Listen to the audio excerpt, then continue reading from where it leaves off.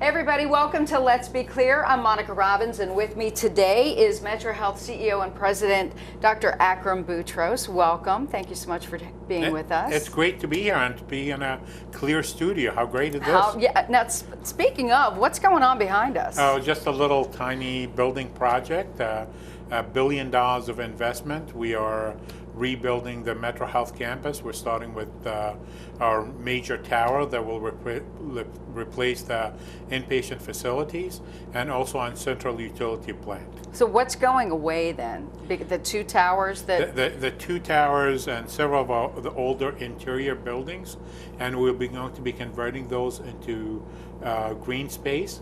So we'll be moving from about 2 acres of green space on our campus to 25 acres of green space on our campus. Wow. And when you say green space, what will that include? What are you talking about? So there are parking lots here, and in the front there are just asphalt, lots of cars.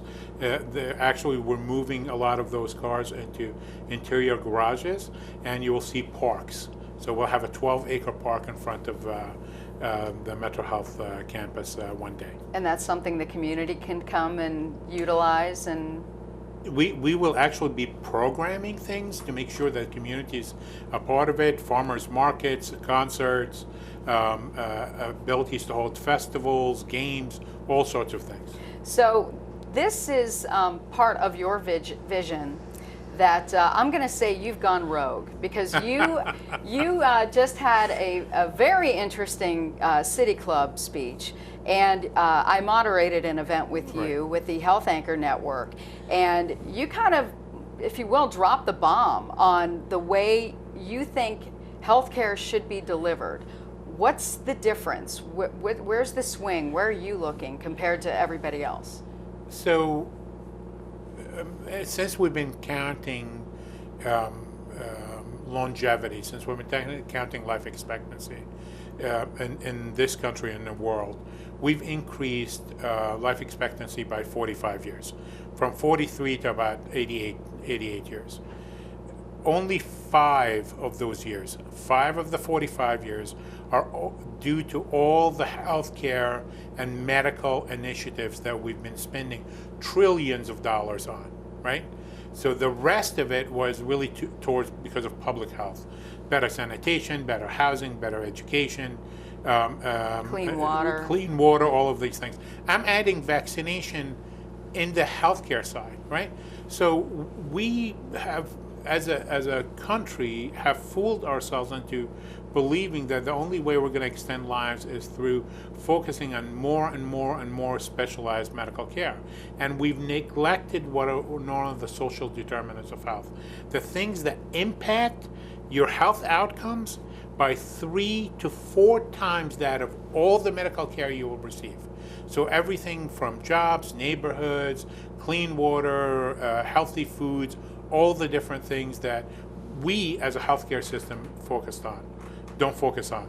We've just been focusing on medical care, and it's time that we continue to provide medical care, but it's time for us to shift our focus to healthcare where there's going to be better outcomes than medical care. So how do you get that message across, and how do you get, I mean, we live in one of the biggest healthcare providing cities in the country, let alone the quality of care here is, you know, world renowned. So how do you get that message to everyone else and get everybody else on board? So I know most people don't disagree with you.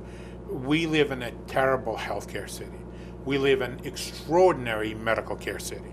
So that is the distinction. We have confused medical care with healthcare. There is no better city in the world to receive highly specialized medical care. Between Cleveland Clinic, University Hospitals, the MetroHealth system, and St. Vincent's, whether it's behavioral health, trauma care, or cardiac transplantation, or cancer care, if you have a difficult situation, you can come here and get the best medical care possible. We have not focused on healthcare. That is why our healthcare outcomes in Cuyahoga County in Cleveland is sometimes equal to that of a third world nation. Our infant mortality rate, black infant mortality rate, is no different than Zimbabwe. That is just utterly unacceptable. Where do we rate with cardiac care and heart disease and diabetes? Higher than the nation, higher than the state, 20% to 60% higher in many of these things. And our longevity, our life expectancy, 10 miles apart can be as much as 23-year difference. So you're really talking and hitting healthcare disparity on the head, because we're talking about inner city people that are not getting the healthcare they deserve. Yes, and I don't want to equate it with medical care, because they're getting plenty of medical care, right? Folks are actually getting medical care, they're not getting health care. And the health care they need is, so for example, if you live in Chagrin Falls, okay, and you're walking through pristine neighborhoods, well manicured lawns, versus you live in East Cleveland, your heart rate is going to be 15 beats per minute higher in East Cleveland than it's going to be in Chagrin Falls. And that, if you live there, it's going to remain the same for every minute of every day, whether you're awake or asleep, as long as the circumstances you're in, right? Think about the strain. That's a 15 to 20% higher workload on your body than it is if you lived in a pretty neighborhood. So how do you fix that? One of the ways is we're going to be putting a 12-acre park around here, right? But a park's not going to make everybody better. So we have lots of programs. We announced an audacious plan, nothing like it in the entire country, called the Institute for Hope. And HOPE stands for Institute for Health, Institute for Opportunity, Institute for Partnership, and Institute for Empowerment. We will tackle collectively, simultaneously, and cohesively all the social determinants of health. And where does that begin? Obviously here, but what's the next step? How do you get the community engaged and involved in taking part of these programs? Yeah, so we've been doing some of these programs individually for a long time. The idea is by upgrading them, making them more comprehensive, and integrating them. So we've begun programs with the community for a stakeholders meeting all around town, talking to them about it, asking them what do they need. We don't want to do this to the community. We want to do this for and with the community. So what you're saying is you actually asked your neighbors, what do you need? This is not telling them. So they told us they want safety, right? What can a hospital do to improve safety? Well, one of the things we can do is make things very well lit around the campus and have lots of activities. That's what we're doing. We're taking our police department from inside our campus and putting it on West 25th Street, so it's visible as you're driving through. You can see there's a police department anchored there, right? So that's one of the things that they told us they needed to do. The other thing they said they needed is affordable housing, clean housing, a reduced number of lead exposures, reduced exposure to allergens that are causing asthma in their kids. We've done that. They said they want more job opportunities, and so we're putting a workforce development place, and we announced a partnership with Tri-C to put an access center at the MetroHealth campus so people can take college credit courses on our campus. And these aren't your employees. You're talking about anybody in the community. I'm talking about our neighbors, right? You not only the people, we have a lot of constituencies that we're responsible for. Our employees are some of them, but our true mission is leading the way to a healthier you and a healthier community. The you is the individual that comes in through our doors, and the community is our neighborhood, our city, our county. You and I were talking about this before, talking about giving people access to Wi-Fi and computers. What is that program? So, can you imagine being active and fully participant in your life without access to a computer? No. There are plenty of people who don't have access to a computer in our city, right? So that is now have become a major obstacle for them to move up in socioeconomically, to participate, even to have access to social programs. So what we're doing is that with with Digital C, MCPC, and we're so delighted that AT&T has come into play. So with these four, and MetroHealth, these four organizations, our aim is to provide 1,000 homes surrounding MetroHealth with free computers, free training in English and Spanish, low cost to free Wi-Fi, and we'll be utilizing our buildings to broadcast it, so they don't have to pay us money to do that, and be able to give them all the training they need for whether the kids need to study for SATs, somebody needs to look for a job, or somebody needs to connect to their physician. How do they get access to that? So they're going to come to our center. There are rules about what you need to participate in, that you will keep these computers, laptops in the neighborhood, that you will make them accessible to everyone in your household, that you will participate in the training, and once you pass, we hand you the computer and the connection, and we follow up with you to make sure you're doing it right. You made another announcement when you did your state of the hospital address, talking about housing for employees. Yeah. Talk to me about that program and how has it been received, because I'm assuming that's when the employees found out about it too. Yeah, so we've been talking about it for a couple of years. We're trying to figure out how to do it. We stole Cleveland Clinic and University Hospital's idea. They did it in the Fairfax neighborhood. They did it, I think, in a different way than we're doing it. And we said we have lots of missing buildings in this community, right? Lots of land that's been is empty, houses that have been boarded up, and we want them to improve. So we're going to provide our employees with up to $20,000 of mortgage down payment, and so they can buy homes. And if they already live here, we'll provide them up to $8,500 of dollars to improve their houses. And if they work for MetroHealth for 5 years, they owe us nothing. Wow. So how's that been received? Unbelievably well. People can't wait for us to actually roll it out, and we're going to be rolling it out in fourth quarter of 2019. We're taking questions. If you have a question for Dr. Boutros, just send it to @WKYC on Twitter.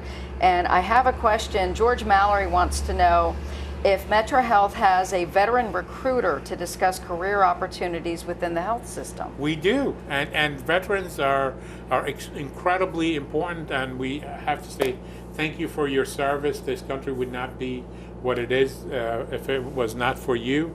They also have incredible skill sets in teamwork, understanding how to work together to create significant improvements. They also can handle a lot of different pressures that many of us are not used to. So yes, please let us know when you're applying for a job that you're a veteran, and you will receive special attention. Call our HR department and ask for the veteran recruiter. All right, there you go, George. So let me ask you about this. You're also building apartments here. Where are those going to go, and what's your vision for West 25th Street? So the first apartment building will be low income housing, aimed at 30 to 80% of the median household income in our neighborhood, and that will be up to 72 units, and that will go on the Sackett lot, which is the lot across from the Cancer Pavilion. We'll move all these cars into one of our new garages, and we will build that facility there. And the first floor will be an economic development opportunity zone and financial opportunity zone for the neighborhood, so people can learn financial literacy, can access low interest loans, can get job training, can meet with the Tri-C advisor, can get resume writing, lots of different things, and that's where will be the training for computers as well. What about food? I know we have Dave's Supermarket down the street, but one of the issues that a lot of people have is affordability for food, access to healthy fruits and vegetables. Is MetroHealth getting involved in any of that? So we provide fresh produce market once a week at MetroHealth. We have a food pantry for our patients. Specifically, they get at food pharmacy, they get a prescription, and we give them the food for free. And we also, with the relationship with the Greater Cleveland Food Bank, have started a food pantry for the community. On top of it is that we are in discussions now with two supermarkets who, there hasn't been a supermarket here for a very long time, and most supermarkets do not believe there's a sustainable business model for the community alone, but we're going to bring the resources of our employees to be able to shop there, and we're going to make it easier for them and promote them to shop at those supermarkets. So we believe that when we, in 2022, 2023, when we open up all these facilities, there will be a supermarket here. Wow. So the other thing, we saw Euclid Avenue become the MedTech corridor. What's your vision for West 25th Street? My vision doesn't matter, honestly. It's what the community's vision is. And this will be a central hub for Latino communities, for small businesses, for people who want to invest and live in an affordable location of Cleveland where there's tremendous growth opportunities. That's what the community wants. That's what we're going to help them achieve. It also sounds like this will be the resource corridor for people who need help. Anyone can come in. Is that the goal too, with the types of? I thank you for. I will be stealing that from you. We'll call it the resource corridor. That's a great way of talking about it. And some people have come to me and said, "Is MetroHealth turning into a social services agency?" And the answer is bluntly and boldly no. All the things we're talking about reduce healthcare costs. That's what we want to do. But also they empower people. Institute for Hope, with the last word being empowerment, and empower community to be self-sustaining. We've seen when we put people on the Medicaid expansion, we've seen how many of our patients stayed on the Medicaid expansion for less than 6 months. We helped them get a job, and they have not been back on Medicaid. They actually now have insurance from their employers. And these are the same people who were using your emergency room for all of their medical care? Correct.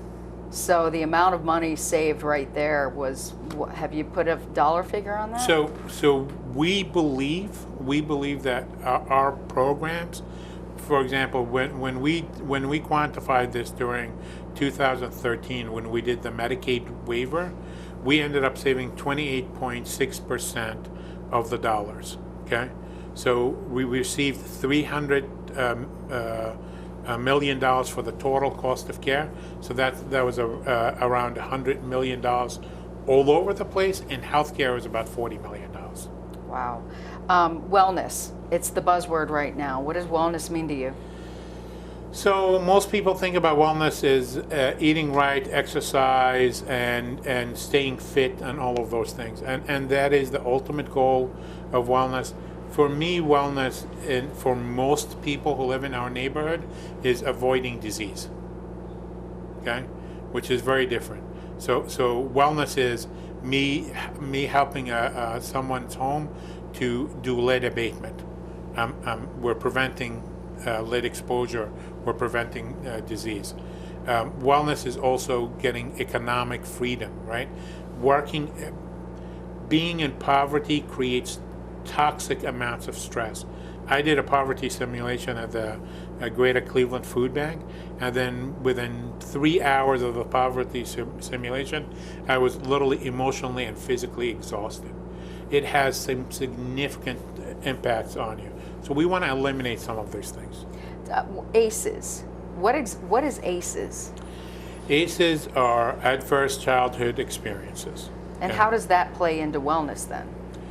So pretty incredibly, it turns out that most people understand if you have an alcoholic parent, you've suffered physical, mental abuse, you have somebody who's incarcerated, or you come from a divorced household, you can understand how they can create depression and things like that, right? But it has significant increase in COPD, because you get into bad habits of smoking and other activities. It has a significant increase in cancer rate, has significant increase in diabetes. So what's difficult and what people don't realize is that ACEs has such a detrimental impact on human beings, but getting a relationship with one trusted adult, just a single trusted adult, can reverse all the ACEs. We have several of our employees and several of our doctors who grew up in households with 5 to 7 ACEs, and that puts you at the extreme end risk of the scale. And through that one relationship, single relationship with a single trusted adult, they've been able to turn their life around. We need to be offer that opportunity to every child, every adult who suffers from ACEs. Final question. Give me some breaking news. What's a scoop that I don't know yet? Well, I think you didn't mention how we're trying to reduce the total cost of care here, and we've seen high deductible insurance plans being utilized more and more often.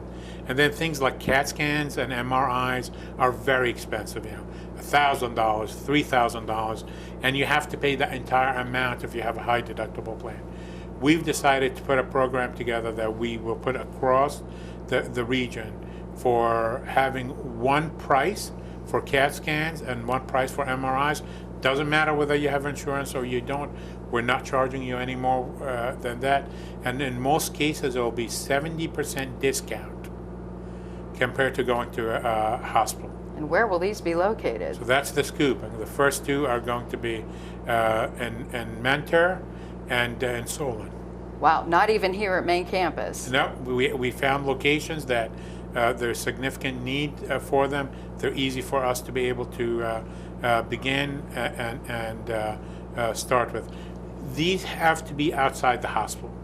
In order for them to be efficiently run and reduce the cost that much, they cannot be inside the hospital. And guess what? It won't take you an hour to get your CAT scan. You'll actually park, walk into a facility, and within 20 minutes you'll be back in your car on your way home.